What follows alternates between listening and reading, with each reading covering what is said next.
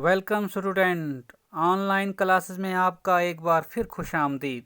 आज हम 8th के मैथ का चैप्टर नंबर 6 को कंटिन्यू करते हुए एक्सरसाइज नंबर 6.3 पढ़ेंगे।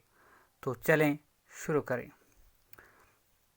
आज हम इसमें से क्वेश्चन नंबर 4 पढ़ेंगे, जो कि इस एक्सरसाइज का बहुत ही इम्पोर्टेंट क्वेश्चन है। तो इसमें से आपने सबसे पहले स्क्वायर रूट निकालना है बाय प्राइम फैक्टराइजेशन मेथड के हिसाब से, जिसमें से पहला पार्ट है 729। तो सबसे पहले हम प्राइम नंबर पता होना चाहिए। प्राइम नंबर वो होते हैं जो सिर्फ खुद से डिवाइड होते हैं या जिनके only one and number itself factor होते हैं। तो उनमें से prime number 2, 3, 5, 7, 11, 9, 17 and 19 etcetera etcetera हैं। तो पहला पार्ट है क्वेश्चन नंबर 4 का 729। इसमें से पहले हम इसको फैक्टर निकालने की कोशिश करेंगे। सबसे पहले जो हमें क्वेश्चन में चेक करना होता है वो इसका लास्ट डिजिट होता है, जो यहाँ पर 9 है। तो इसमें हमने देखना है कि ये किस डिजिट से डिवाइड होगा। तो ये इट मीन्स ये 3 से डिवाइड होगा, इसलिए हमने इसको 3 से डिवाइड करने की कोशिश करेंगे। तो जैसे यहाँ पर इन दोनों को मल्टीप्लाई करने से हमारे पास आंसर ये आना चाहिए। तो यहाँ पर मल्टीप्लाई करेंगे, 2 3 6, यहाँ पर 7 है, 1 बचता है। तो 1 2 के आगे जब 1 रहता है तो 12 बनता है। 3 4 12 बनेगा और 3 3 9। इसी तरह से नीचे भी 8 3 24 और 3 1 3। इसी तरह नीचे भी करेंगे क्योंकि ये 3 से ही डिवाइड हो रहे हैं। 2 3 6 और यहाँ पर 2 बचेगा और उसके बाद यहाँ पर 21 बन जाएगा। It means 7 3 21।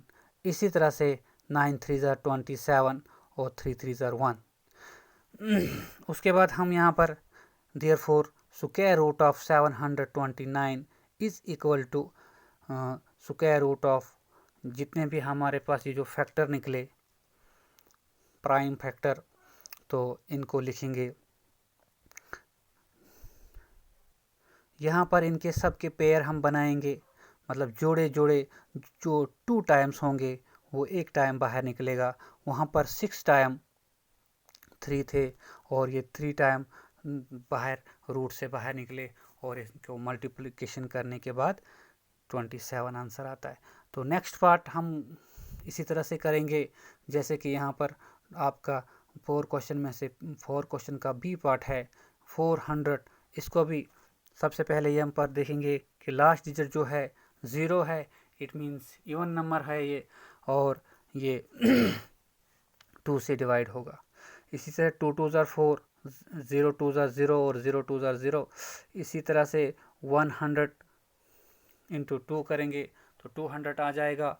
इसी तरह से हम जब नीचे करेंगे, यहाँ पर 25 बचा। इसका मतलब है कि हम यहाँ ये 25 5 से डिवाइड होगा और हमने यहाँ पर फिर 5 लिखा, इसलिए 5 5 25 और 5 1 5 हो जाएगा। इसी तरह से हमने ये पूरे फैक्टर यहाँ पर लिखने हैं। जो पेयर में होंगे उनके बदले में सिंगल डिजिट लिखना है। इसी तरह से यहाँ पर 2 पेयर्स थे 2 के, तो 1 पेयर बाहर आ जाता है, या हर पेयर के बदले में एक एक आएगा। और ये 5 भी एक पेयर था, मतलब जोड़ा था, तो उसमें से भी एक आएगा बाहर। तो इनको मल्टीप्लिकेशन करने के बाद हमारा आंसर 20 आता है। इसी तरह से नेक्स्ट क्वेश्चन पे चलते हैं। ये जो डी पार्ट है थोड़ा लेंथी पार्ट है, इसीलिए मैंने लिया है इसको।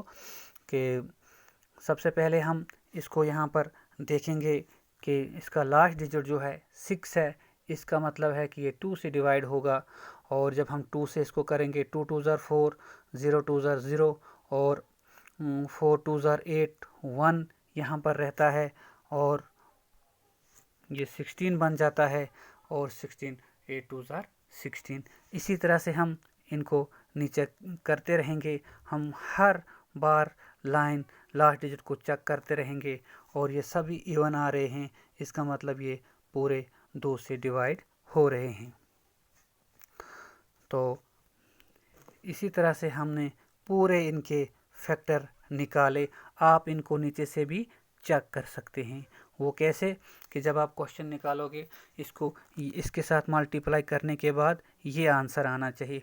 2 1 ज़ार 2, इसको और इसके मल्टीप्लाई करने के साथ ये आंसर आना चाहिए।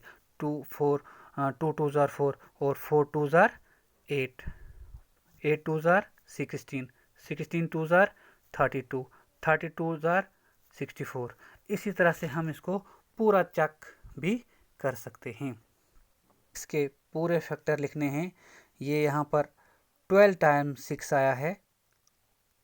इसके जब पेयर बनेंगे, 6 पेयर बनेंगे, इसका मतलब है 6 टाइम 2 बाहर निकलेंगे और इनको मल्टीप्लाई करने के बाद 64 आंसर आएगा।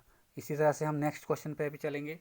ये थोड़ा आपको दिखने में मुश्किल लगेगा मगर ये बहुत आसान है। ये इसको भी लास्ट वाला डिजिट देखेंगे तो ये इवन नंबर है, इसका मतलब ये 2 से डिवाइड हो जाएगा। और जब हम इसको 2 3 ज़ार 6 करेंगे और यहाँ पर 7 था, 1 बचेगा और उसके बाद जब हम आगे चलेंगे, यहाँ पर 17 बनेगा, 2 8 ज़ार 16 आ जाएगा। तो यहाँ पर और 1 कैरी रहेगा, इट मीन्स ये 14 बन जाएगा और ये 2 7 ज़ार 14 और 2 2 ज़ार 4। इसी तरह से हम नीचे भी करेंगे।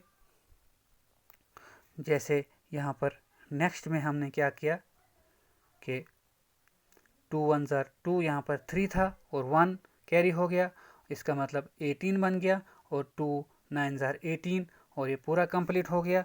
और उसके बाद हमने 3 2 ज़ार 6, यहाँ पर 1 कैरी हो गया, 1 बचा और उसके बाद 6 2 ज़ार 12। इसी तरह से हम इनको करेंगे। जब हम यहाँ पर पहुँचेंगे तो जब हम इसको 2 से डिवाइड करने के बाद जब हम इसको लास्ट वाला डिजिट देखेंगे तो ये यहाँ पर 1 आता है। इसको हम देखेंगे कि ये किस से डिवाइड होगा, तो जिससे डिवाइड होगा वही यहाँ पर लिखना है। इसका मतलब हमने इसको चेक करने के बाद देखा कि ये सिर्फ 11 से ही डिवाइड होता है और फिर हमने 11 लिखा। उसके बाद आपने ये करने के बाद आप इसको नीचे से ऊपर की तरफ इसको चेक भी कर सकते हैं।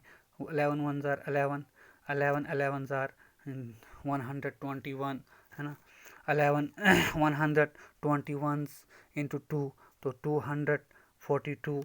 इसी तरह से हम इसको ऊपर के लिए चेक भी कर सकते हैं। और फिर हमने ये यहाँ पर इनके पूरे फैक्टर जो हमें यहाँ पर निकले वो लिखने हैं और इनको पेयर बनाने हैं, इनके जोड़े बनाने हैं। जो 2 टाइम्स होंगे वो रूट के बाद रूट से बाहर 1 टाइम निकलता है। जितने भी पेयर होंगे उनके बदले में एक एक डिजिट बाहर आएगा। जैसे यहाँ पर 2 टाइम 11 था तो यहाँ पर एक ही टाइम 11 बाहर निकलेगा। इनको मल्टीप्लाई करने के बाद हमारा आंसर जो है 88 आता है। मैंने यहाँ पर रफ में भी दिखाने की कोशिश की है, इसको भी समझ सकते हैं आप। चलिए नेक्स्ट क्वेश्चन करते हैं। 5929 इट मीन 5929। जब हमने इसको लास्ट डिजिट देखा तो ये 9 था। हमने इसको चेक किया कि क्या ये 3 से डिवाइड होता है, ये 3 से डिवाइड नहीं हुआ, इसलिए हमने इसको 7 से डिवाइड किया। और जब हम इसको मल्टीप्लाई करेंगे अब इसको 7 8 ज़ार ये 59 बन गया। इट मीन्स 7 8 ज़ार 56 यहाँ पर भी मैंने लिखने की कोशिश, दिखाने की कोशिश की है आपको। आप रफ में भी देख सकते हो कि मैंने इसको कैसे करने समझाने की कोशिश की है। जबकि 7 8 ज़ार 56, यहाँ पर 59 था, 3 बच गया और इट मीन 3 कैरी हो गया। तो 2 के सामने जब 3 आता है तो ये 32 बन गया और 7 4 ज़ार 28 आ गया। और यहाँ पर अब कैरी ये 4 बच गया। तो उसके बाद 4 9 के सामने जब 4 आ जाता है तो 49 बन जाता है। 49 7 7 ज़ार 49। इसी तरह से आप इसको भी करिए और फिर इनके पूरे फैक्टर करने के बाद एक बार इसको नीचे से ऊपर की तरफ भी चेक कर सकते हैं आप। और उसके बाद देयरफॉर ये इसके पूरे फैक्टर जो यहाँ पर आ गए हैं वो लिखने हैं। उसके बाद इनको जो पेयर में होंगे उनको 1 टाइम लिखना है, जो 2 टाइम होंगे उनको 1 टाइम निकलना है, लिखना है विदाउट रूट। और फिर इनको मल्टीप्लाई करके हमारा आंसर आ गया 77। इसी तरह से आपने बाकी सवालात भी करने हैं। इनके पहले फैक्टर निकालने हैं और उसके बाद इनका आंसर निकालना है। तो आज के लिए बस इतना ही। उम्मीद है आपको इन सवालात की समझ आ गई होगी। आज के लिए बस इतना ही। खुदा हाफिज़।